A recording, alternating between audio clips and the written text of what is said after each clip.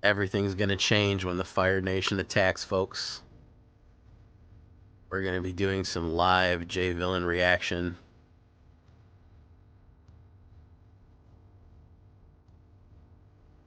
See what we can get.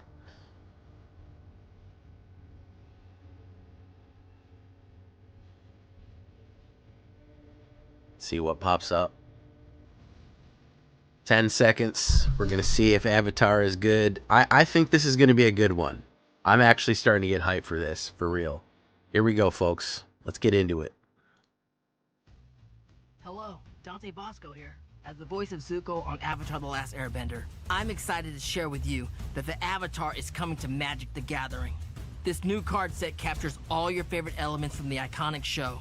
From lifelong friendships to fantastic creatures and epic elemental bending moments. We got dragons, folks. Dramatic duels for the fate of the world, and unexpected allies that are made along the way. Although, I believed in that Zuko guy all along. Avatar Aang has re-emerged after 100 years frozen in ice to find the world he once knew torn apart by violence. With the air nomads who raised him extinguished at the hands of the Fire Nation, Aang strives to maintain their legacy while ensuring the other nations do not suffer from the same fate. But in order to restore the balance to the people of the world, Aang will have to master all 4 elements. Only with his full power unlocked will the Avatar stand a chance against the mighty Fire Lord and his minions. Through his journey, Aang grows to become a mythic master of elements. His cards show this evolution, tracking his progress until he finally masters Got all 1 4 for elements. each season, 1, 2, and 3. And though his power is great, Aang's not alone in this fight. The Avatar has gathered loyal allies to help him. Katara is a waterbender from the Southern Water Tribe. She and her brother Sokka were the first to discover that Aang was still alive and frozen in ice. And the siblings would prove his most loyal and constant companions. Katara's brother Sokka may not have her skill with waterbending, but he used his tactical know-how to hatch many of Team Avatar's plans. When Aang meets Toph, she's already a legendary earthbender as the Blind Bandit. Once she joins Aang, Toph invents a totally new form of bending, metal bending. By the time they're ready to face the Fire Lord, Aang's friends had grown in strength as much as he had, and in the process, they were even able to add some former enemies to their cause. Zuko, the Crown Prince of the Fire Nation, was once tasked with hunting down Aang and destroying him, but instead, Zuko embraced Aang's mission and even became Aang's firebending teacher. He also had an incredible voice. That's what I hear anyway. Zuko was redeemed through his mentorship with his uncle Iroh. This wise warrior led a secret society of sages, the White Lotus, which remained dedicated to cooperation between nations even in the midst of war. He also had a passion for hot leaf juice. I mean, tea. Aang may have had to defeat Fire Lord Ozai in order to save the world, but he had other enemies to overcome first. Okay. When Zuko failed to capture the Avatar, his sister, Azula, was dispatched by their father to hunt down the Avatar. Okay. And Zuko. Not cool. Just as Aang and his friends grew stronger, so did their enemies. Azula ended up becoming the Fire Lord herself. The Fire Nation Navy also sported a fearsome leader in the form of Admiral Zhao. who was Azula willing to card's looking disrupt good. the Moon and tides themselves in order to give the Fire Nation an advantage. One of the most unique and celebrated aspects of the world of Avatar. Hybrid animals are fusions of 2 different creatures from our world. The Badger Moles are combinations of badgers and moles. Fearsome, but have a fondness for music. A pair of Badger Moles taught young Toph how to earthbend, giving her a head start on her road to becoming an earthbending prodigy. Avatar Aang has a strong soft spot for animals throughout his travels. In Appa. addition to his companions, Appa and Momo, Aang takes care to improve the living conditions of many animals in the Ba Sing Se Zoo. From the dragonflies to the rambunctious rabaroos, Aang looks out for all the creatures, big and small. The world of Avatar: The Last Airbender is built around the abilities some people have to bend the elements around them. Though the Avatar is the only one being capable of bending all 4, entire nations have risen based on the bending of single elements. Magic the Gathering has brought these familiar forms of bending into the game with their own unique mechanics. Waterbenders learn their art from the spirits of the moon and ocean and form the southern and northern water tribes. This bending type manifests as an effect. While paying a water bend cost, you can tap your artifacts and creatures to help. Each one pays for 1 mana.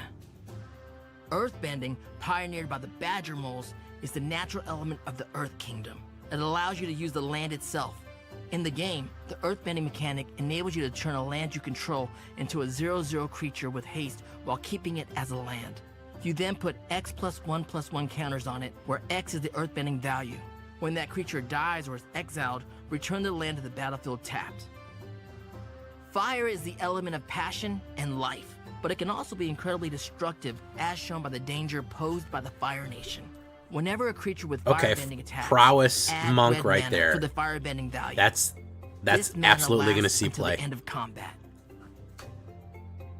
Airbending, like its element, is an elusive and tricky martial art. In this set, when you airbend a permanent, exile it. While it is exiled, its owner may cast it for 2 rather than its mana cost. Saga cards are a returning mechanic which tells the story of Avatar: The Last Airbender. Now you got the sad one, guys. They did it. They have this. They have the card that makes you cry. They have the card that makes you cry. That's the real waterbending card.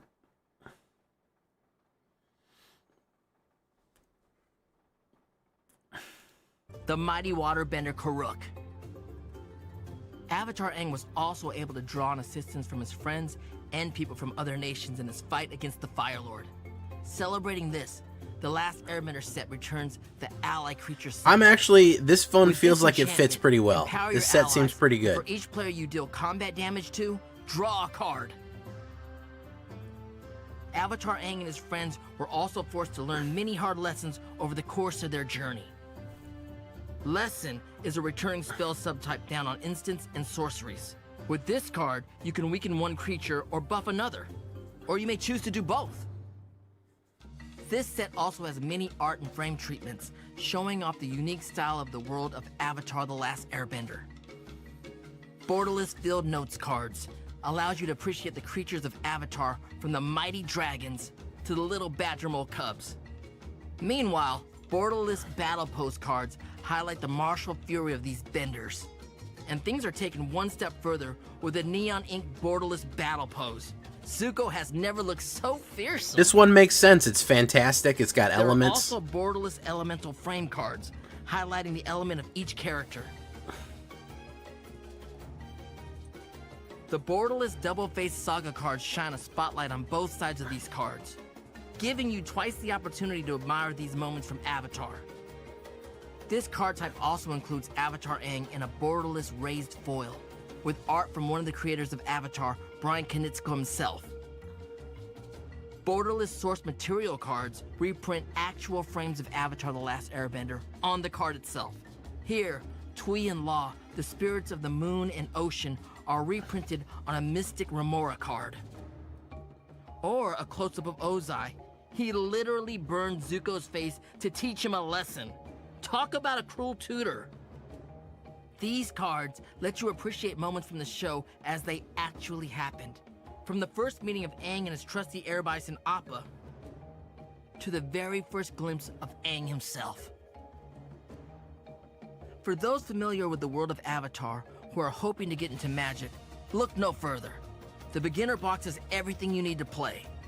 This box is the perfect introduction to the rules of the game, teaching you as you go. See, these ones are smart because you have people saying, well, I like Avatar, but I don't know how to play Magic. Anything else for learning Magic? Coming with So you got Jumpstart Aang decks, versus you can Zuko play in that. out of the box, along with a game map to play on and an easy-to-use guide. The beginner box allows you to dive into the world of Avatar with ease. And there are more easy ways to play.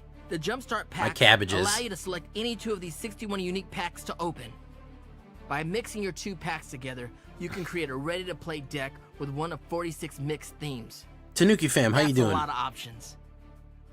Whether you're drawn to a non-bendered human with martial abilities like Sokka and his skill with a space sword, or fearsome spirits like Wan Shi Tong, who collects knowledge from his spirit library. There's also lots of variety within each element. Fire can come in a vicious and deadly form. I wish as this used was by standard. Azula, who was able to shoot lightning from her fingertips. But can also be a more balanced and life-affirming form as wielded by Avatar Roku, the avatar before Aang. Or in nature, like the bending used by Avatar Roku's animal companion, the Dragon Fang. Just as Badgermoles invented earthbending, dragons were the original firebenders. I personally wouldn't put any pressure on you, but you can't go wrong with Zuko. He is a firebending master after all. We got Ty Lee already. The spirit world also has a great variety. Heibai has little in common with Wan Shi Tong, although both can be intimidating when provoked by humans. So if you plan on messing with his spirit, watch out. Yes, this is coming to Arena. If you are drawn to earthbending, you can play as another of Aang's past lives, Avatar Kyoshi. If it has this, Avatar it's before not. Roku. It'll only be on He's so Jumpstart. fearsome in life that even 2 lifetimes later, You want the one with Aang the was still Aang being head. accused of murder on her behalf. And no earthbending deck would be complete without the self-identified greatest earthbender in the world, Toph.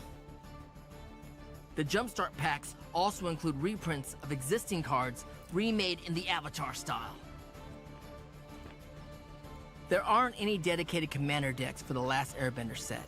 Instead, there will be a commander bundle which contains 9 14-card The full set though, the normal set is coming to Arena. And more. This is coming out in 2 weeks. Comes with special versions of Arcane Signet, Soul Ring, and Swiftfoot boots. These staple cards capture moments from the show in the beautiful borderless elemental. It'll be on Arena on the 18th. With so many incredible moments to choose from in the show, it was hard to narrow it down to just. I'll be in early access on the on the 12th, by the way, in 2 weeks. Katara's reversal You'll get to see me play it. Mid-waterbending move, but there's not going to be any Omen Pass shenanigans. It's going to be all the real Avatar stuff. Leading his forces on the beaches to Appa in his full New bands and then a new set. That's what I'm saying, man. Hold steady. Benders. Magic is going to come back. This scene has endless detail to be admired. And though the Day of the Black Sun did not result in a victory for Team Avatar, there are brighter days ahead, one of which was captured in the next scene. Sokka and Suki are one of the iconic romantic pairs in Avatar. Though they start out at odds, their relationship blossoms through the series, culminating in them reuniting and helping defeat the Firebenders. This scene portrays the happy ending for other couples as well. Once the Fire Lord has been defeated, there's plenty of time for romance. Here we have Aang and Katara, and Zuko and Mei. Of course Zuko found love. Like I said, probably something to do with his voice. This scene captures the victorious moment at the end of the series where we leave the Aang gang ushering a new moment of peace and prosperity. You don't need to wait until the official release date to get in on the action. You can play early at your local game store for pre-release starting the weekend of November 15th and 16th. This set features 5 different seated pre-release packs. These are cool. I might get the Azula pre-release. So, even if you're new to Magic, Azula has a black pre-release deck. I might get that one. Check your local game store and sign up for the pre-release box of your choice. There will also be social events like a monthly 2-headed giant Commander Night, Commander Party, and Commander Box League, each with an opportunity to get exclusive cards, like this one, showing Sokka and Katara with their beloved Gran. My cabbages! This version of the Cabbage Merchant, who might consider the Avatar gang his greatest enemies, will be available exclusively at Magic Presents Master of the Four Elements. This set will also be available on Arena on November 18th. Tune in on November 12th. Hey, I'll be there, guys. Magic streamers play the newest cards. Otherwise, start your own bending adventure on November 21st when The Last Airbender will be available everywhere. I am so excited to join the world of Magic the Gathering and hope you'll join me in playing this new set. If you can't, well, that's rough, buddy.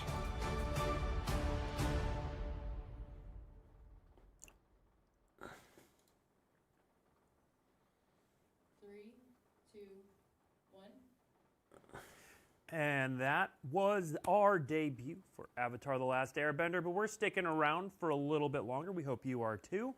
I'm Blake Rasmussen. I'm your host for the weekly MTG After Show. And here to dive deeper into Avatar: The Last Airbender, we have 2 folks who know a little bit about this set. Well, I mean, here's the thing. Fortnitification is going to happen everywhere. Real quick, before we as soon as something stuff, makes money, set. they're going to Fortnitify it. And Fortnite made $80 billion, so everyone's going to imitate it. I was the lead designer for this set. This looks fine though. This looks like it's pretty solid. Exploratory vision and set design. So the entire way through the there is a new mechanic based around each bending type. So there's a water bending, air bending, earth bending, and fire. So there's 4 new mechanics based around each bending, elemental bending. Twisted TDM. By the way, welcome Sir Anthony Robinson Boost, Grey Goose, TMD Twister, Tanuki Fam. Welcome. Eventually turn them into really fun and wonderful cards. Splodges something too. Mai and Ty Lee are coming. We already have Ty Lee. I don't think we've seen the Mai yet. Welcome, Cheese, Francois. How you doing? These sweet things that we're wearing. This is a line of merchandise coming from Box Lunch. They are launching an exclusive Magic the Gathering and Avatar The Last Airbender capsule collection starting November 21st, the same day the set releases. That's going to be available in stores and online. There's going to be these are 3 pieces. The hat's not. This is my, yeah. That's just Chris's hat. The hat is not part of it. There's going to be 14 official pieces. The collection's going to debut alongside. Don't forget to like, Tunetank, guys. Which is also going to be available. This looks pretty cool. I am excited for this and one. as a bonus, Way more you than can shop Spider-Man. in This one looks like it's store pretty on solid. November 21st when it releases. You can get an exclusive limited. It makes promo thematic card, sense too, including as far $50 as or more on mixing eligible, what elements we have Avatar together. You The know. Last Airbender merchandise, like this sweet jersey. Or on Magic the Gathering cards. The featured character is a surprise. We're not showing that off today, but stay tuned. You can check out at Box Lunch Gifts for their social medias to get more release news, or you can head to boxlunch.com to explore your favorite fandom. Yeah. Real quick, I just want to say that having seen these for the first time earlier this week, I mean, I love the embroidery. Like a lot of these things that normally would be kind of printed patterns are embroidered, which is really nice. I especially love, there's a trim here on this that has the elemental symbols and the mana symbols, and I really like the nice touch. It is in Wooburg order, and it is in the Avatar cycle order. So the Box Lunch folks really put a lot of attention to detail that I think fans appreciate. I certainly appreciate it as a fan, where I'm always like, how could you get the order wrong? It was just awesome to see that they'd really paid attention. Got to that it kind right. of stuff. Yeah. All right. Okay. Now with that, you can look at these the entire show, but we are going to talk about some sweet cards. Bending gets a lot of the headlines, but we're going to actually spend a lot of time on lessons and allies, and yes, there will be more bending. We will talk more about several bending abilities, but I wanted to focus on lessons to start. So Lessons should be interesting because Strixhaven coming up later in the year. We've had them in the past. With Strixhaven coming up later in the year, I feel like lessons so really may where it be came from was, when we relevant were thinking again. about what felt natural in the world of Avatar, what were sort of the themes beyond bending. Obviously, I don't feel like bending they came would first when we introduce developed the them set, but we were like, unless there was it some doesn't other just wanna be specific bending. That's not reason. the only thing the show is about. What other things feel like they fit into that world? And lessons kind of came up in just sort of how much of the story of the show is about people learning and growing, both as kind of martial artists and as human beings. So that idea of having lesson cards that could capture not only the actual techniques that people are learning. We've seen a water bending lesson, an earth bending lesson, but also important revelations within the world or important moments of growth for characters. We thought that was really fun. So that's where the idea of lesson came from. We liked bringing that subtype back. Especially because we also had a lot of mentor characters like Iroh that it just felt like these sort of mentor characters where their role in the show is a lot about passing along wisdom. It just felt so cool to have them care about lessons in various different ways. Yeah. Now, when we first introduced lessons a couple years ago, it was about you would learn a lesson and you would pull it from your sideboard and that sort of thing. But it doesn't work that way in this set, correct? That's right. In this set, there is no learn, so the learn mechanic isn't here. It's just the subtype and many other cards that care about that subtype in different ways, kind of similar to other typal effects. That it just Lessons were cares good. about Lessons were a rather decent than mechanic being from a specific Strixhaven. mechanic that We does don't it. have the learn So we're going to see mechanic. some cards that care about lessons as well as some lessons. Some of those cards that cares about lessons in the Lion Turtle, a 3/6 for 3 mana, Elder Cat Turtle, which is a heck of a type line. Vigilance, Reach, when it enters you gain 3 life, can't attack or block unless there are 3 or more lesson cards in your graveyard, and it can tap 4 mana. So tell us about the development of this card. Yes, I mean the Lion Turtle, iconic creature in the show from the end of the show, and we really wanted to capture that vibe of it is very large for its size, 3 mana, 3/6 with some very relevant keywords. But that, Yes, the Elder just like the show, Dragons. kind of stays Oh, not to dormant D&D, I until believe to you've Magic. reached, the level of wisdom Yeah. kind of necessary. Depends what Elder This Dragons is you're a card talking that is about. really powerful sort of payoff for having a lot of lessons in your deck. And we wanted to tap for mana because it felt very, it's a land essentially until it wakes up. So You can play it down, use it to kind of, ramp and color fix you, and then once you've got enough lessons, then it will become a creature. And if I'm not mistaken, the Lion Turtle teaches Aang a very important lesson, perhaps one of the most important lessons that he will learn through his series, and something that might be very, very relevant very, very quickly right after this moment. All right, and then, of course, this set has a number of these hybrid animals. We're going to talk more about those later because we have some more to reveal later. Let's stay on the lesson train and look at a lesson in energy bending. Well, there it is. The lesson that Aang learns from the Lion Turtle. So Wow. It helps Aang turn the tides of the battle when he refuses to give in to the nature of defeating Ozai with violence. Aang stays true to himself. The Lion Turtle teaches him something of ancient interesting. lore, gives Aang the responsibility to use it wisely. That is certainly something that could do a lot. And this, mechanically is kind of a weird effect, similar to energy bending sort of existing outside of the normal power set of the world. But we'll see a little bit later, at least one play that can take you through. There's more sure of is the set as well, of things that maybe care about your basic land types. Well, and another thing. Oh yeah, no, this thematically makes a lot more sense. I've beaten this drum a whole bunch, Anthony.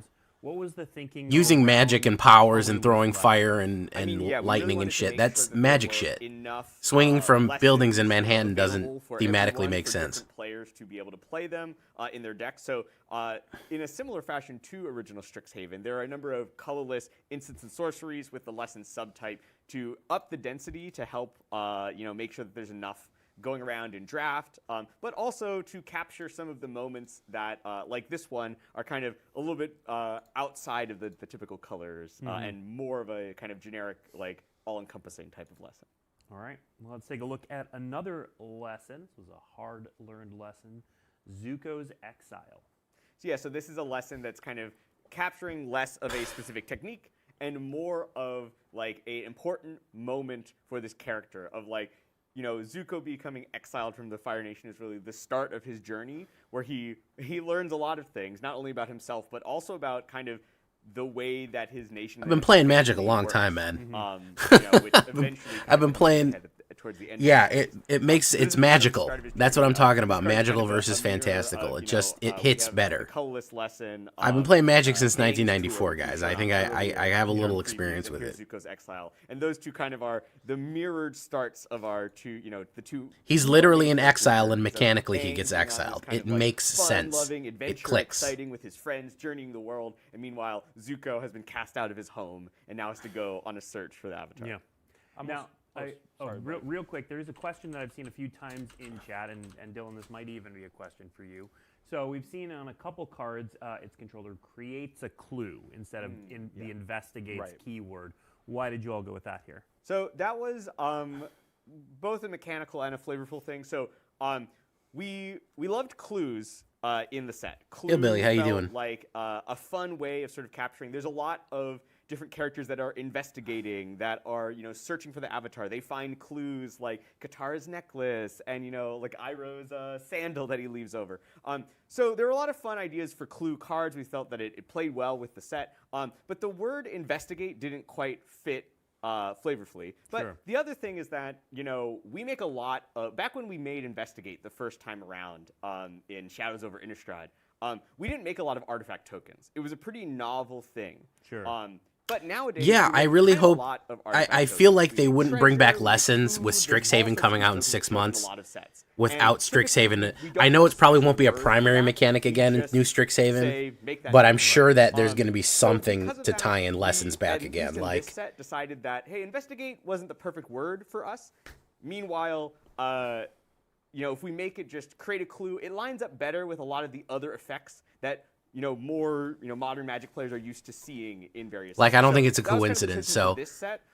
I think we're going to Let's see if some good things come synergy back, if this maybe summer. it's in a very fitting setting, maybe investigate will In- return. absolutely true, Or maybe TMD. we'll not use that word. I think we're kind of still open to that, but here we wanted to line it up more with the set. Also, as we've seen on previous and future cards, makes food tokens and other such tokens. So we thought lining it up with that made more sense. I cut you off. No, earlier. I was actually gonna cue that up and be like, wait a second, we're missing a word here. So that's the Great perfect minds think alike, conversation. yeah. But also we are asking players who already learn a lot of words. With Or the Pioneer, yeah. If you're with running Pioneer and you're mechanics already related to the have bending lessons elements. and learn. Taking away other words to learn the rules text and just understanding what the card does will help, especially new players who are fans of Avatar coming into the set, learn the words that they already understand and how it relates to Magic, and then this can cue them up to learn what clues are, and then when they play wider Magic, learn that, oh, there's a whole mechanic around this if they really, really like it. Yeah, there's certainly some amount of confusion with players when they see create a food. They're like, okay, that makes this token. They see investigate, and they're like, oh, well, it's got to be different. It's got to be different from food or from treasure because it has a special name, when in reality it is the same as It those. is the same, yep. Makes sense. All right, our next lesson is one that's going to get chat going. We have Yip Yip. Yep, yep. Yep, yep. Yep, yep. All right, pretty simple combat trick here, but it does have that tag for an ally. That's right, yes. So allies we'll get into a little bit more moving forward. But ally, again, came from that exploration of, what are some things that feel really connected into the Avatar world? What are the vibes that we're trying to capture that really make it feel like Avatar? Beyond just, the four bending. And one of the things is that the heroes of the story are not from one place. They are from all over the world. They're from all the different nations. Ultimately, the gang ends up with, members from all four nations, but also, for, non-benders and benders from different, areas of the world. So we really wanted to have something that felt like it captured that idea of people from all different areas and walks of life and power sets combining together, teaming up together. And Ally was an existing type in Magic that also had that. I really liked. I used to have a vampire allies deck in Zendikar. So we felt like it was a great fit. Orzhov allies used to be really good. Back and capture the same flavor in a new setting. Yeah. The artwork is always solid. Yeah, you're always gonna get good artwork. Section on that. So we'll come back to allies. Yip Yip is a card name that, when it's like, oh, we're making the Avatar set, we got to have a card called this. So just, Yeah, it never once changed. It was put in, and it was like, that's it. I'm a huge proponent of when you are playing, saying the same things as the characters in the show when you're playing a Universes Beyond set, because it's just really fun and resonant. So I'm looking forward to the tallies of Yip Yip. I have the blinds shut. There's no sunlight coming in Atlantis, so right, there's no sun hitting me. A look at another card. Let's take a look at Solstice Revelation. So this is a pretty sweet lesson. So tuna red, exile. Holy shit, that's powerful. Till you exile a non-land card, you may cast God that card damn. without paying its mana cost if the spell's mana value is less than the number of mountains you control. If you don't cast that card this way, put it into your hand, and then it's got flashback for 7 mana. Right, so this is capturing, the moment. I did have to set my alarm to get up. Of when Aang is learning the kind of true nature at the solstice, where he's like, oh, this is what's going on with the world. The comet is coming. The firebenders are gonna win the war. Here's what we have to do to stop them. Mechanically, this card is one of many cards in the set that is going to reward you for sort of leaning into monocolor. So one of the things that we wanted to do with this set is, because the set is, the bending elements feel so connected in with the colors. Fire feels so red, water feels so blue. We obviously wanted to build the set so that you could play all different combinations of colors. But we also wanted to make sure there was a little bit of monocolor rewards so that if people really wanted to go deep on, I am the fire bending deck, I just have all red cards and all fire.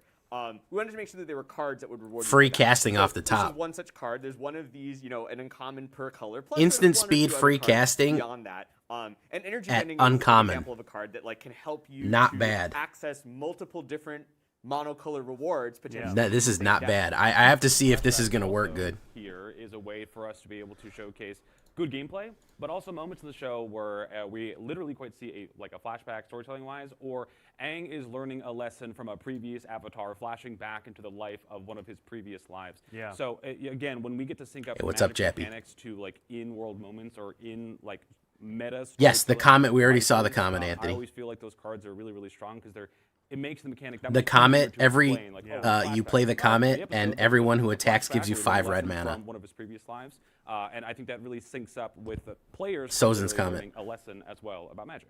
Oh, I'm sorry to hear you got and laid Chris, off. we talked a little bit about this in the first look, but often a card like this would typically be a sorcery. Not always, but a lot of the time. Yeah. Can you 1:30 talk about p.m. why this is a lesson?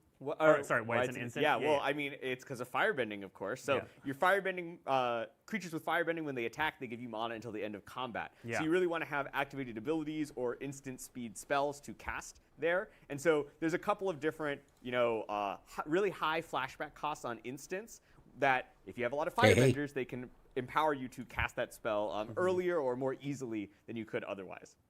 All right. Next up is a cute little card that cares about lessons. We've got Sparring Dummy. Nope. Oh, Cycle of Renewal. I skipped. That's next. That's Spoilers. next. Ooh, Let's can't do wait. Cycle of Renewal. Okay, Cycle of Renewal, another lesson. Tell us about this one. Yeah, so I mean, again, this is another lesson concept where we really wanted to dig into what were some big learning and teaching Looks like moments Landfall in the got a little show toy to for the play with. characters. And this is certainly a Instant very speed, resonant put 2 moment lands for me down. where Aang is very distraught over the destruction of this forest, and Katara is like, "Hey, like life will go on, and this will be over time." So you swing in with your landfall. It's easy to get lost. They in declare despair, blockers or whatever, it's and then you important play to think this, about and the then you put 2 long-term basic picture, lands down, and how things which can means that they get improve double better and triggered. recover and heal. Yeah. This mechanic, mechanically, this card is, a classic sort of, we call them Harrow effects for the original card that did this, where you sack a land, but you get 2 lands back. So you do lose something, but, more regrows afterwards. But in the context of this set, earthbended lands, if they die, they return to the battlefield. Yeah. So if you've earthbent one of your lands, you can sack it to this effect. Maybe you'll be down a creature, but you'll be up 2 lands, and you get to keep your original one, too. Yeah. Makes sense. Very cool. All right, now it's time for Sparring Dummy. Yeah, there it is. I know Melon I'm not Lord. looking at chat right now, but I can feel everyone who's been asking, where is Melon Lord? Do not fret, do not worry. Of course, we could not miss out on including the Melon Lord inside the Avatar set. Yeah, and it was fun to come up with various different the concepts for cards that felt tied into lessons, right? Like a sparring dummy. We've done these in Magic, and usually it's an artifact creature or something like that. The idea of, the sparring dummy is better when you're trying to learn, when you have a lot of lessons in your deck. Yeah, we saw a That lot of just good felt stuff, like a Jappy. really I think there's fun going to be some new solid take, hits. that felt a little bit more flavorful than maybe this card otherwise would be as just an artifact creature. Also, generally, when we attribute flavor text to the character speaking, we try and keep it consistent across the set unless there is a major storytelling change here. We couldn't help but add Toph's proper title to the flavor text of this moment, Toph Melon Lord. All right. Next up, we have a card, another card that cares about lessons, but it also cares about shrines and sagas, for that matter. So, tell us a bit about this card, Chris. Yeah, I mean, so here's Guru Patik, the guru that Aang goes to learn from at the Eastern Air Temple. Just trying to make sure I got the right one. Guru Patik cares about lessons, sagas, and shrines. These are 3 things Gross, that show Simic. up in the set. There isn't particularly a deck or anything that is built explicitly around all 3 of those, but they all show up in the set. Lessons is a little bit more of the set. Saga is a little bit less of the set. But generally, they all felt like very flavorful for this character that is, a master, a historian, a teacher, to be able to connect in all of these things. He lives at a shrine, like he, is connected to the history of the avatars, and he teaches a lot of great lessons. So it felt like a fun way to make a card that could kind of support not just the lessons deck, but also a couple of these other fun sort of sideways strategies for draft. Now, I want to pause here, too, and talk a little bit about the use of hybrid in the set. So there's a number of hybrid cards in the set. What led to the inclusion of them? Hybrid controversy. Right. So for the hybrid cards, there are a couple of different reasons. One was, again, we wanted to kind of make sure that we were showing some support for monocolor players. If you want to play monocolor, well, hybrid really helps with that because it allows you to play, there's more cards in the set that you can cast easily in your monocolor deck. The other reason is that, there's a cycle of 10 hybrid legendary creatures at Uncommon.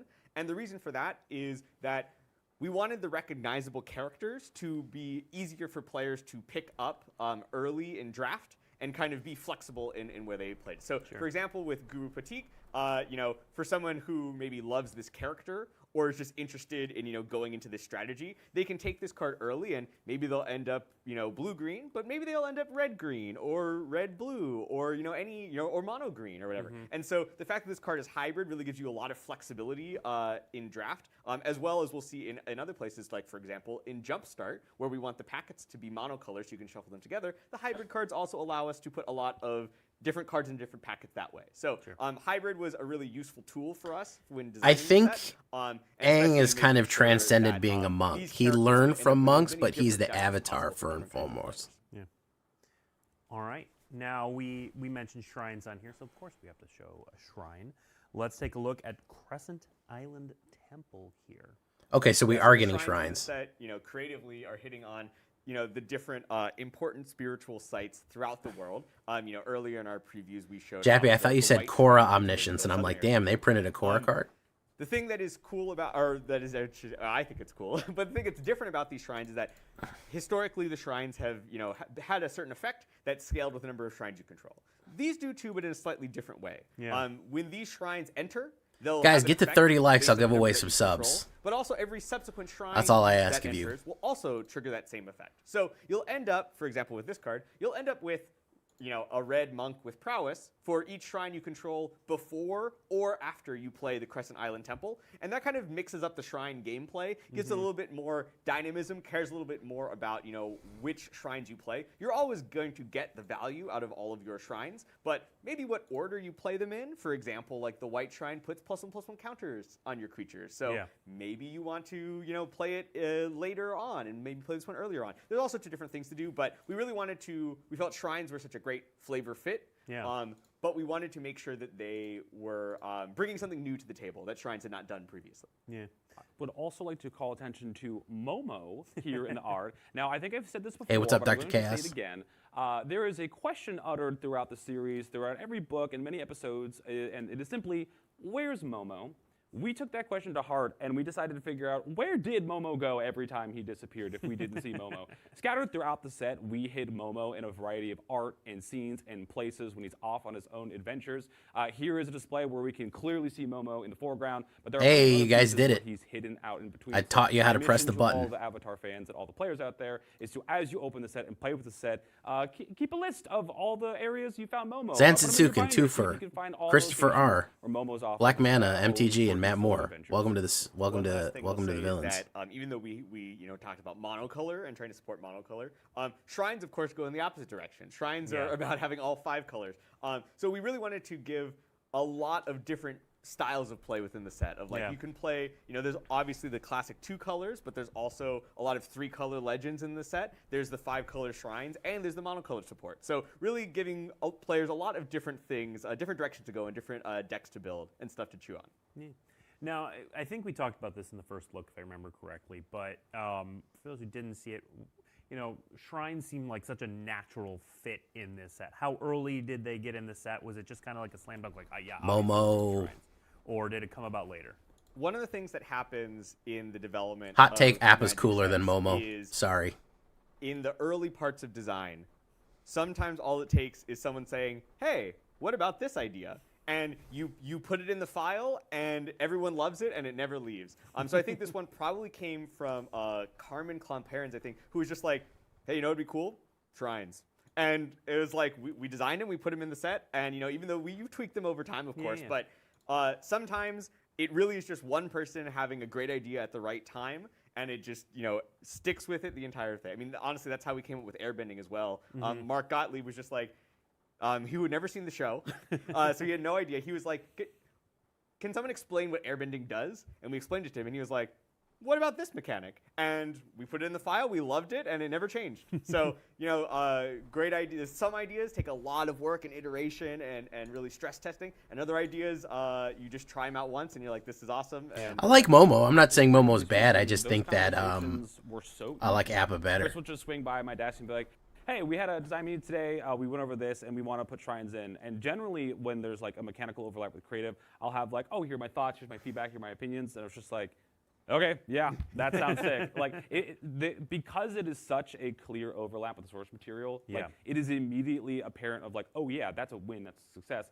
well, how further, like now, how can we push it? And so those conversations always started with like one cool idea, and then it was, well, how many cool ideas can we now go with? So I really loved those, because also it's like I'd have a stack of meetings, Chris would swing by, and it was like, we got so much work done in 8 seconds. Yes, yeah. Just like, yeah, this is great. I mean, one of the things that really made this set such a People joy to fighting work in the on, chat. beyond just my own love of the show, was the fact that there are so many things that felt so natural to the marriage of the world of Avatar and the game of Magic, that there were so many things where it was like, yeah, that's sweet. Let's just do that. Yeah. And it didn't really, So it was just such an awesome. There's so many of those moments. It was like, this is a natural, perfect fit. It just like, it made so many awesome parts of the set. Makes sense. All right. Let's move on to another awesome part of the set and go back to talking about allies. We've touched on Okay, allies. I'm interested in this because I like ally in the decks. debut video. So let's put an example up on the screen right now. Boiling Rock Rioter. So it's got firebending as well, but it certainly cares about allies and things. So Chris, how much of the set cares That's about not bad. allies? How many cards do we see like this? Tell us about allies. Yeah, so I mean, you're going to see allies. Hey, Me Too Horror throughout Story started in the '94. set. They definitely show up slightly more in white and green, both for flavor and mechanically. We wanted to make sure that there were sort of a core colors that the allies existed in for draft. But allies show up in all the colors. That's kind of the point of them. And we wanted to make sure that we were able to capture allies even in kind of unexpected places. So, you know, this is Chit Sang, a prisoner from the Boiling Rock. Fire Nation prison, and you know, he is an ally of kind of opportunity, of chance, where they might not have teamed up with this guy under normal circumstances, but hey, given where they found themselves, he was more than happy to ally with the main characters and help them out in their attempt to escape the prison. And that also kind of ties into mechanically, he is able to kind of exile your allies from your graveyard and then recast them, kind of allowing them to escape from the graveyard and get back into the game. Yeah. So we really wanted to connect to that as well. Also, one of the things we just found was it was very fun to sort of combine the bending mechanics like fire bending with the allies. We have so many allies that have the bending mechanics naturally just because they are characters in the show. So we thought it was really fun that it's like many of the different cards play well in both allies. That's the decks fire and bending against mechanic. different Whenever kinds this of bending creature mechanics. attacks, Yeah. you gain 1 red. All right. Next up, we have a card that creates a pair of allies in the Cave of Two Lovers, yes. which is our first saga on this show. We approached sagas in 2 different ways. This is a particular example of what I would refer to as like a classic Magic saga, where it is specifically retelling lore, mythos, and history like we would in any Magic plane. One of the wonderful things about Airbender is that the lore and history of the previous Avatar. It's a good show, Horror Story. Generations are I'm not gonna paramount lie, it's a good importance show. to the experiences that Aang and his friends go through, constantly learning about the past to inform the future. So this saga here is from a particularly beloved episode that explores the kind of like a cyclical story that happens in a particularly beloved location. That is a kind of a journey that Aang and Katara end up going through. But this saga explores that story as we were told to it or as it was sung to us, and kind of recreating the experience of how we would tell stories through sagas and Magic. Here in the Airbender set was just a wonderful, almost like in-world depiction of how this story might be presented in. Hey, Larry, welcome And back, real quick, man. I'll just call out. You can see there, Chapter 2. It searches for a mountain or a cave card. So Reading chat's mind here. yeah, there may be. I don't think we're seeing it. We're not seeing it today, but there may be a cave card that flavorfully connects in with this story. I'll Well, have to it's a wait. secret. So It's a secret. It is a We secret. can't Yeah, talk we about shouldn't it. talk about It's it. a secret. All right. Let's move on to Water Tribe Rallier. So this one has Waterbending 5, and I do want to pause and just chat about Waterbending real quick, but also look at the top 4 cards of your library. You may reveal a creature card with power 3 or less from among them, put it into your hand, put the rest on the bottom of your library in a random order. This one's in this section because it is also an ally. But I do want to talk about waterbending. Waterbending was one of the mechanics we held back a little bit because, as I understand it, there's a lot of mechanically built into this set for waterbending. Right. So waterbending is a little bit unique. So firebending, it's a mechanic that goes on creatures, kind of does the same thing each time. Earthbending, has different numbers, but does the same thing each time. Airbending can target different things, target yourself, target your opponent sometimes, but generally does the same effect. Waterbending is very... Oh, we froze. unique because it is the same cost on everything, but it has different effects. Yeah. And the reason for that is because when we were trying to come up with, what is a single effect that captured waterbending, we just never found anything that was really satisfying. We represent water magic in the game of Magic so many different ways. None of them felt uniquely specific to water. And in the show, they use water in so many different ways. They are, they can create liquid and solid ice and gaseous mist, and they can heal. And so there's so many, and there's blood bending, there's plant bending, there's so many different ways of using it. So what we were really looking for with water bending was a kind of singular input that could create a lot of different outputs. So that what makes it very different is that each water bending card, they all want you to have a lot of different creatures and artifacts in play to help to pay the costs. For example, Water Tribe Rallier here plays really well with allies. There's lots of little allies that are very cheap or make ally tokens. So not only is this card an ally itself, but you're also likely to play it with other cards that will make it easier to pay the waterbending cost over and over again. But also to... My concern is these are a little all of slow. them are doing different things, I don't know how much really impact they're going to capture have on a wide standard if range they of have a high different casting ways cost and that are a little waterbending slow. So manifests, in the show. Also, creatively, one of the amazing opportunities that we had when working on the set with Avatar Studios was to find little areas of the world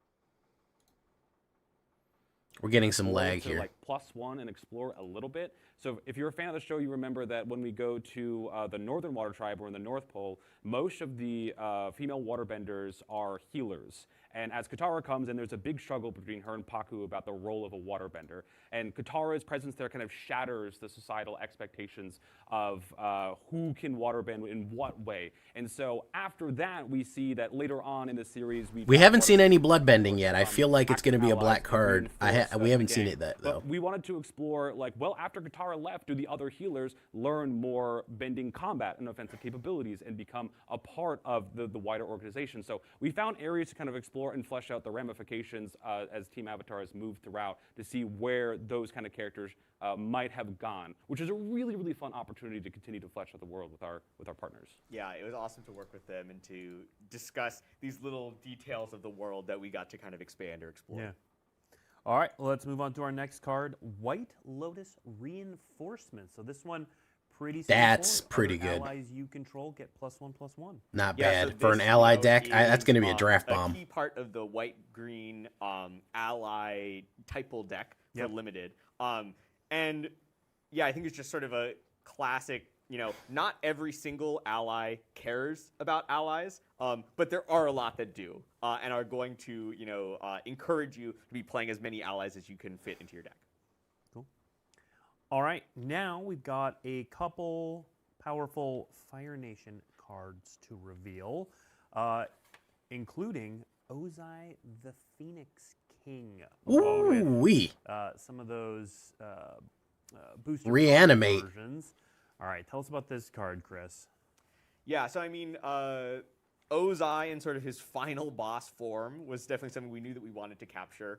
And additionally, it also, at this moment in the show, this is so much about the kind of peak of over-the-top fire-bending power. Reanimate. Really love the idea of, especially in this moment of Comet-enhanced Ozai, just kind of gathering up all of the firepower that he possibly could and getting stronger and stronger as he did.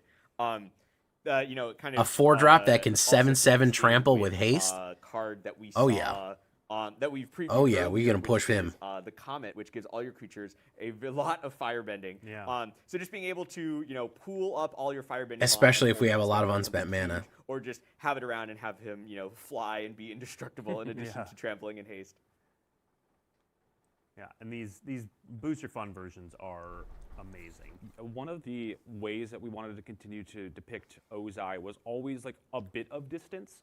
You know, generally we want to show like a legendary character, a legendary creature in like a cool heroic moment or a really awesome action shot, and we're getting the action shots here, but we're trying to keep distance away from Ozai because he is still Rakdos that firebending looking solid. Even when Aang and him are fighting at like the very end, it was important for us to like feel as though you could see the weight of his firepower versus just no, yeah, you could kill. This is a finisher, man. Attacking a 7/7 flying, trample, and haste with 4 red mana. You could kill someone with that right away. You could play 2 pumps and then fling them at the end, and that's a finish. That's a game right there. Absolute finisher card right there. Let's look at another Fire Nation. We got the Fire Nation Drill. We haven't seen many vehicles in this set, but this is a pretty unique one. Yep, there are a few vehicles, you know, just for flavorfully capturing the vehicles that we see in the show. Here we can see that, right, Fire Nation Drill, you know, destroy something when it shows up. Destroy something with power 4 or less, so pretty good at taking down walls. Yeah. It also has this ability where it makes things lose hexproof and indestructible. I don't know what that's about. Maybe there'll be something else in the set that, you know, gives one of those two things that it might be good to have a drill to help take down. We'll have to see. But yeah, this card, you know, like very memorable episode and moment in the show that we really wanted to capture.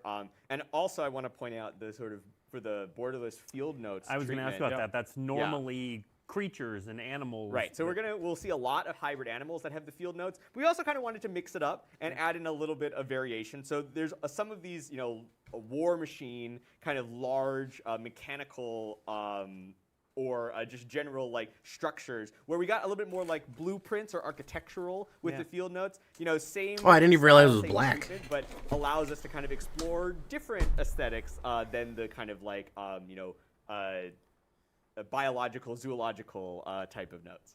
All right. Interesting. We are nearing the end. Not there yet, but we've still got a few cool cards to show off. Let's take a look, guys. We're still going. As well as some of the borderless versions of cards we saw in the debut video. But before we get to that, let's take a look at our next card, Villainy Agents. Okay, little Golgari. And a sweet-looking card on that borderless scene card there. Yeah, so Villainy Agents, when it enters, you earthbend 1, and then you earthbend 1 again. Yeah. And so that means you could double stack up on the same land, or split it up into 2 different lands. And of course, the second ability where okay. when it attacks, it drains whenever your you opponent's attack, each opponent or loses number X life and you gain X life. You know I love gain and drain. That encourages you to split up a little bit.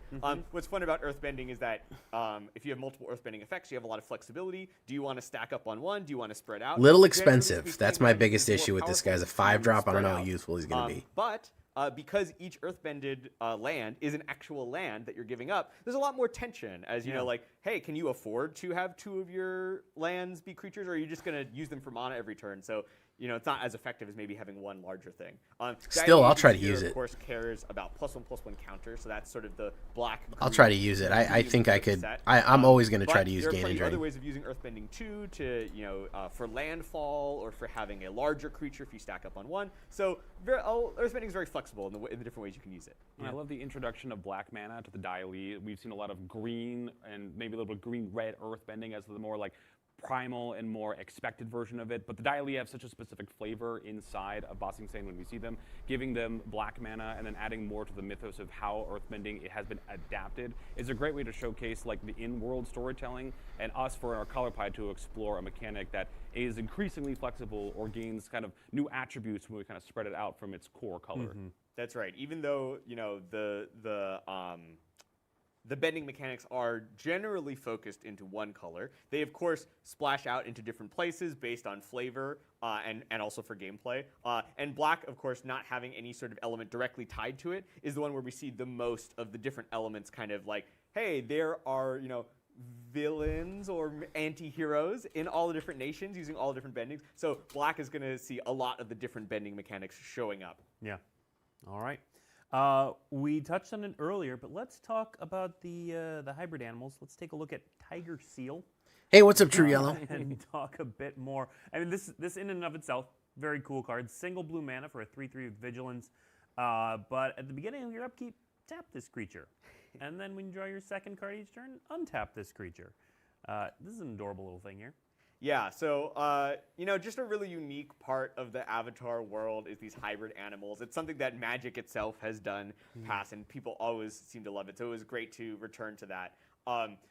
One of the fun things that we learned is, right, originally, you know, Avatar this wasn't part of the original vision for Avatar to have these hybrid creatures, but, you know, a concept artist just like drew a couple and they put them in the show, and then all the other artists loved them so much they just kept making more and more and more until it became an iconic part of the world. And yeah, and you know, this card, a fun card for your drawing your second. This card definitely is style going to deck, go good with clues. probably You know, could straightforward, see fun, play interesting kind in of Is It. Take on a blue creature. I just wanted the little tiger cub or the kitten seal. Right. And in the borderless field notes, this is like paramount to one of the top 5 favorite pieces of art for me, because again, this is just cementing me in world. If I saw this little guy, I would probably be torn to shreds by the mother tiger seal, but he's just so adorable. I can't not. All right, now let's take a look at Honest Work. Oh, Path to Redemption. Path to Redemption. Path to Redemption. All right, 1 and a white for Enchant Creature. Enchant Creature can't attack or block, so we get that passive style effect. But then 5 mana, sacrifice the aura. You exile the Enchanted Creature and make an ally. Right. So I mean, one of the fun parts and sometimes challenging parts of Magic design is coming up with fun, interesting twists. Swords to on kind of plow. What's that? Swords to plowshares. Magic cards that we've seen a lot that we know play well. So this is, you know, a pacifism with an expensive way of getting rid of the creature, get a little bonus. But a card like this, what can really make it sing is finding some awesome flavor. So for us, that was the idea of, you know, Iroh's kind of journey throughout his life, kind of even predating the events of the show. But it's like he used to be a Fire Nation general, and then through some tragedy kind of became more of a passive, you know, person, like not really actively fighting in the war. And then, of course, flipping all the way to, you know, becoming an ally and actively participating in the side of, you know, the White Lotus and the allied nations against the Fire Nation. So this, even though, you know, it's a common, it is still able to tell that story through the stages that it takes us through, which is something that is always just like... Yeah, this so is fun clearly, to I mean, tell these awesome not to stories keep through, beating a dead you know, horse, even, but this is clearly a little bit more superior than Beautiful flavor Spider-Man. text, a beautiful quote, a beautiful moment.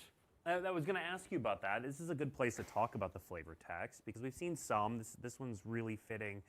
Now, Dylan, was it all taken directly from the show? Is there anything that's not from the show? Yeah, so about 90% of the flavor text comes directly from the show. There's so many like wonderful, iconic quotes that people know, love, and expect, especially for certain characters like Iroh. Like every single line he says, like, oh my God, this is perfect. Yeah.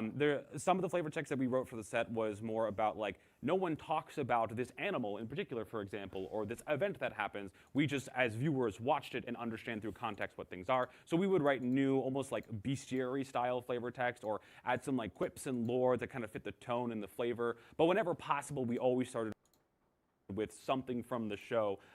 It's a lot of the expectation to see what you are familiar with, but then to present them in either the context you want to see it in, or the context that is brand new, where we are overlaying a larger, maybe more abstract creative concept here with a quote that you know and love to kind of reinstill and invigorate a new experience with something that you have maybe watched 6 or 7 or 9 or 11 times. Yeah. Yeah, I certainly remember the point in the process where Dylan came to me and was like, here is my extensive list of awesome Iroh lines. Where can we put these on cards? All right, let's take a look at our next card. There it is. Oh, there it There's is. Honest Yeah. Work. Yeah, this is an interesting little effect here. Yeah, so I mean, this is kind of... this is a style of Magic card we're seeing more and more nowadays. We refer to it usually as a witness protection style effect because that was kind of the most memorable version for us, at least at the beginning. And that felt very flavorful for this moment in the show where Iroh and Zuko are kind of hiding as, Humble merchants. right, Humble merchant. Oh god, refugees. Sorry, I lost the word. They're hiding as refugees in the. When this aura enters, tap into and remove all they're counters from pretending it. Slash honestly living Interesting. as humble merchants, humble tea merchants. So we wanted to really capture this, and we loved just the general vibe of, yeah, that creature's in hiding now. They're just normal. In terms of like exactly Essentially what, blue removal, that's one of not the things we bounce. found was, hey, just the classic normal style of witness protection effect, kind of pretty annoying if it goes on an earth-bended land. So that led us to this kind of different approach where you kind of get to remove all +1/+1 counters and tap the creature, which is a benefit. But then in exchange, that creature does get to tap for mana. So that's kind of the trade-off of a little bit stronger in one way, a little bit weaker in another way. That helps it fit mechanically with what's going on. And I also think that tapping for colorless mana feels like they've become a team merchant, at least to me. Just like a little utility guy that's helping you out still. All right, now we are going to move on to showing off some of the borderless versions of some cards that we saw in the debut video. Rakdos is going to be huge. Well, we're not going to just blow right by these. But let's take another look at Azula Cunning Usurper. Here we go. So we saw, again, We're getting the Grixis main support. set version, but we got the borderless version on the right. But let's talk a little bit about what's going on with this. It looks, you've got firebending and a blue-black card. There's a lot going on here. Right. So yeah, firebending. We wanted it to make red mana because that just felt so resonant. Just visually seeing the red mana symbol feels like fire. So that meant that we were going to put it on a couple of non-red cards. Now, the way the commander rules work, the reminder text red symbols don't count towards color identity, so this card is a blue-black card for color identity purposes, although there is a 3-color Azula, which we have seen previously as well. Azula, among her many traits, she is a expert-level firebender, a master, even at a young age, much stronger than, no, sorry to Dante Bosco, a little bit stronger than Zuko, we'll say. But so there's 3 Azulas, I any believe. of the Azula cards to not have All the main firebending cast got on. 3. And we found a couple of different unique ways for her to use that firebending. For example, in this case, she is going to. This is representing Azula in Book 2, where she, it's particularly the moment where she takes over the Earth Kingdom, kind of, performs a coup and is able to usurp the Target Earth opponent King exiles a and, non-token creature they control. Dai-Li. Yeah, take over the Dai-Li. Yeah. So you can add, you'll be able to use the firebending because you can cast things with flash. So she takes over. So this idea of It's a little she slow, shows but up, I like she what's exiles a going couple of your on. cards, and then now she gets to cast them. She gets to take over those cards. That felt like a very fun and very Azula thing to do. We've also seen a couple of this in particular moment from the borderless side of here, done by Tony Infante. A couple of those cards are starting to stack up. I'm curious if people are putting together what exactly this is maybe building to or putting together. I think that's probably too slow for standard. Very specific scene that these are all. It's more of a commander card, but All right. never say never. Speaking of 3-color Azula, let's take a look at Firelord Azula. This one you could play. colors. This is a 4. Let's keep talking about Azula. Grixis. Yeah, so here we have the sort of final stage Azula in the That very is last ridiculous. episode of the show. You swing in, get kind 2 of, red mana, and double any spells you completed cast. her That's wild. Simultaneous ascent to the throne and descent in terms of her mental state. So yeah, in the final duel with Zuko, here we see Azula for her very temporary stint as Firelord. But yeah, again, just kind of, we found firebending was a really fun mechanic to work with. We found a lot of cool and interesting ways of using it. And in this case, finding ways to be able to cast spells in the middle of combat. Yep. Instants, of course, but if you have ways of granting flash or just other cards that maybe have flash naturally, you can really do some awesome stuff with what you can copy.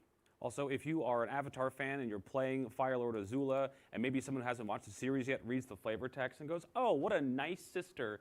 She's so sorry about this moment." It is your duty to instruct that new player or that new would-be fan that, in fact, that is sarcastic. You have to use the tone. She is not sorry at all. In fact, she's very excited to finally defeat Looking Where's crazy the as flash shit S? here. Yeah. I think, thankfully, the face and the awesome, art. No is face on really this gonna one. help No to- eyes. To communicate. Really her. communicate her goals. Well, I mean, speaking of the awesome art, like the borderless battle pose. I feel like with Spellslinger, I mean, if you go in with Spellslinger, you hold a bunch of creatures up and swing in. Power incarnate, just like we were talking about with Ozai. But we get. I mean, so much double more bolt from waves the is 6 free time damage. of Azula. That's why we also try to keep her a little bit closer to the frame because her expressions are exceedingly important to understanding her character. Yeah. All right, now let's take a look at the main and booster fun versions of Aang at the Crossroads / Aang Destined Savior. All right, so we haven't in this show, we did a little bit again at the first look, but talked about the sort of the growth of Aang as seen through the cards. The debut touched on it, but you know, where is this version of Aang at in the story? That's right. So this is Aang at the end of book 2, where he has, you know, he's picked up earthbending along the way, and in particular, you know, this front side is kind of capturing Aang's journey through this. He's searching the top 5 cards to try and find creatures. In this book, not only he starts out searching for his earthbending teacher of Toph, eventually finds her, and then spends a lot of the rest of the season searching for his long lost Avatar best friend, State, Appa, who he also does eventually find. But in particular, down here we can see when another creature leaves the battlefield, Aang is going to transform, and that is sort of representing the fact that at the very end of the finale, you know, he has sort of locked himself out of, you know, against Guru Patik's instructions, he kind of goes to help his friends. He sort of locked himself out of the Avatar state. But when he sees, you know, his friends, particularly Katara, you know, in danger, he sort of reaccesses the Avatar state. In case maybe someone hasn't seen the show, I won't spoil exactly what happens right after that. But we see kind of here is his, you know, this card's really telling the story overall of his book 2 journey. And as you mentioned, we've seen a couple of different Aangs. We saw a 1-color Aang that airbends. Here's a 3-color Aang that earthbends, and we've seen a 4-color Aang that firebends. So I don't know. There might be one. We're not big on patterns. Yeah, no, 3 seems right for the. Yeah. For us, three Aang cards felt right. 3 elements felt right, and so that is you know, what we decided to do, at least until further notice. Talk a little bit about this being colorless on the backside as well.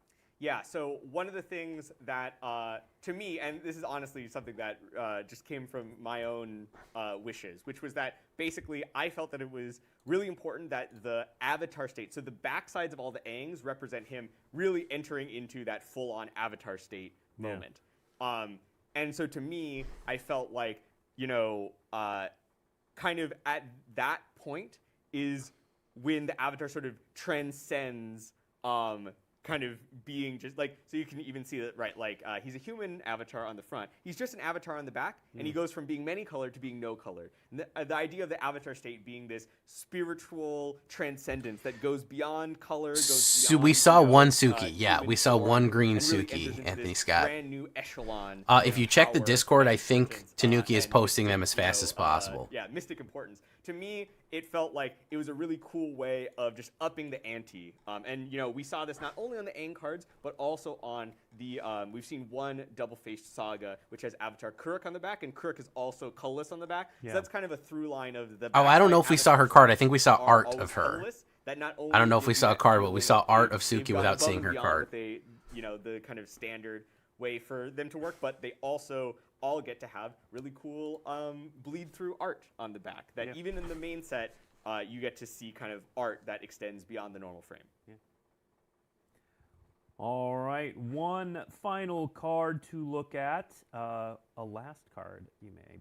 The last Agni Kai. Nice. That last Agni again, Kai. we showed the main set version, but again, the borderless, the art, just fantastic from Dominic Mayer. Did Dominic Mayer do all of these, or just many of them? You're really going to want to see them all together. Target. That's Oh, we have a all I'll fight say. card in All red. you'll say. Yes. All right. Interesting effect here. Yeah, awesome flavor text. I love this flavor text. Yeah. But yeah, the last Agni Kai, really pivotal, super memorable moment. One of the coolest, you know, in my personal opinion, as an Avatar fan, obviously. One of the coolest kind of like final battle finale episodes. And right. Okay, just so the this is idea how of, you like, keep your red mana. It has to be a fight, and it has to really tie in with firebending. Those were the 2 goals, and Yeah. we, you know, were really excited about the card that we came up with, and how not only does it capture that moment of this great duel, but also in conjunction with other firebending So you do cards, this, really allows you to take advantage. you of that firebend, We also or you saw this on, firebend, cast similar this, effect and then to you the don't Fire lose Lord any of the Ozai, which is firebend these mana. kind of like really, really high level pivotal. Yeah, this is firebending extremely, kind of allowing you to extremely extend the powerful usage of for, your fire in ways that, yeah, this is a also huge awesome. card right here, man. All right. Huge card, man. We are just about done.